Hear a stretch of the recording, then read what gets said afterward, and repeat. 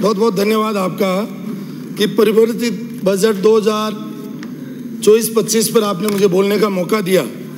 माननीय सभापति महोदय, मेरे हाथ में ये बजट है, बजट की कॉपी है। Yes sir. और इनका जो प्रथम जो है पॉइंट वो शुरू होता है इनके संकल्प पत्र से।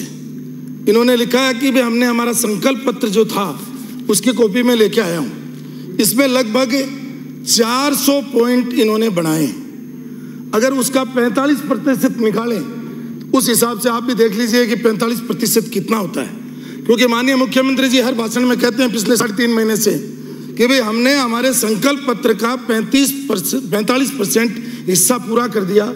और ये जो संकल्प पत्र है इसकी मूल प्रतिलिपि मैंने एक एक पॉइंट रात को पढ़ा और इस बजट से मिलाया कि भी कौन कौन से काम हो गए।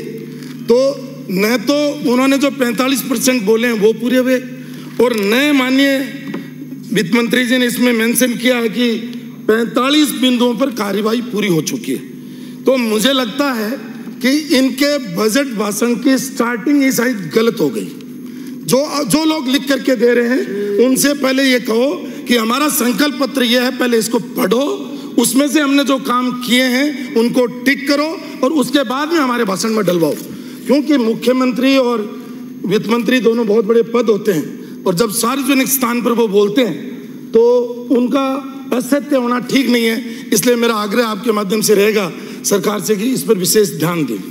अभी माननीय संसदीय कार्य मंत्री चले गए, उन्होंने कहा कि भी हमने तो कहा 5 साल में हम गेहूं का MSP, अभी बोल रहे थे कि 5 साल में हम गेहूं का MSP 2700 रुपये प्रति क्विंटल से ऊपर देंगे, जबकि ये इनका संकल्प पत्र है, इसमें लिखा हुआ है कि हम 2700 रुपये प्रति क्विंटल से ज्यादा MSP देंगे।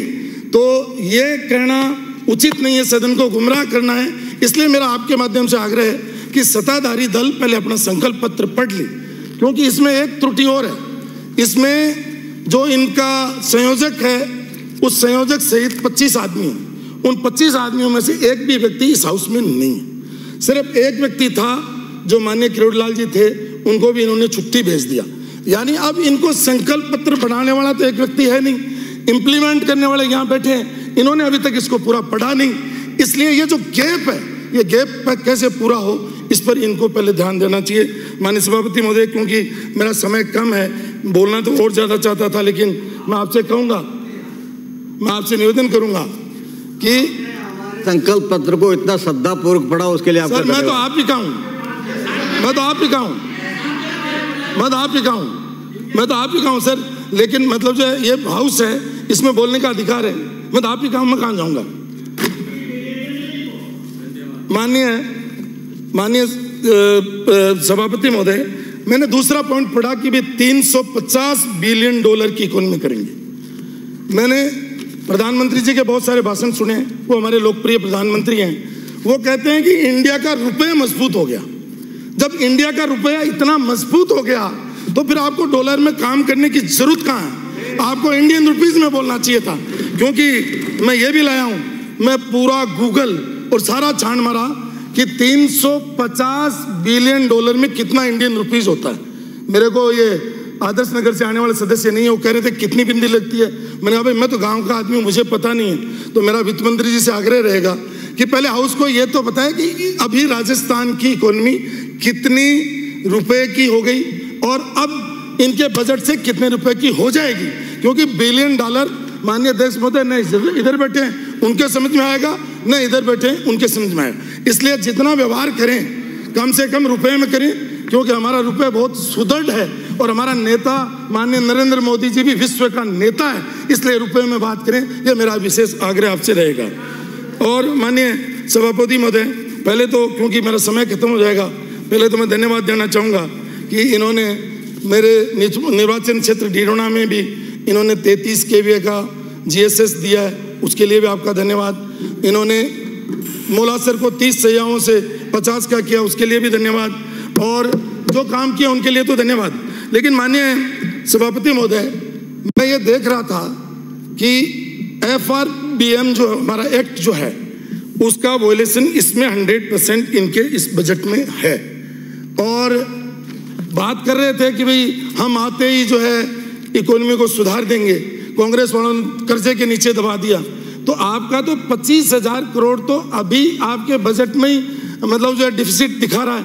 और हम तो संसदीय कार्य मंत्री महोदय ये उम्मीद कर रहे थे कि जब आप राज्य में आएंगे और संसदीय कार्य मंत्री होंगे तो मुख्यमंत्री जी के और वित्त मंत्री के सलाहकार होंगे, तो पहला बजट आएगा वो सरप्लस का आएगा। लेकिन दुर्भाग्य की बात है कि चाहे वो कैपिटल का मामला हो चाहे रेवेन्यू का मामला हो, दोनों ही घाटे के बजट आपने प्रस्तुत किए हैं और इससे राजस्थान पर ऋण भार और बढ़ेगा। तो मेरा निवेदन ये है कि जो बोलो कम से कम उसको पहले बजट में करो, बाद में तो ब्रेक नहीं करें। ब्राजे साहब, समय 6 मिनट हो गया आपका। मैं तो बैठ जाऊंगा सर, 2 मिनट तो मेरे को 2 मिनट अध्यक्ष जी की व्यवस्था है, 2 मिनट बोलने दो। ब्राजे साहब, श्री अमीन काजी बजट पे तो शुरू ही नहीं हुआ।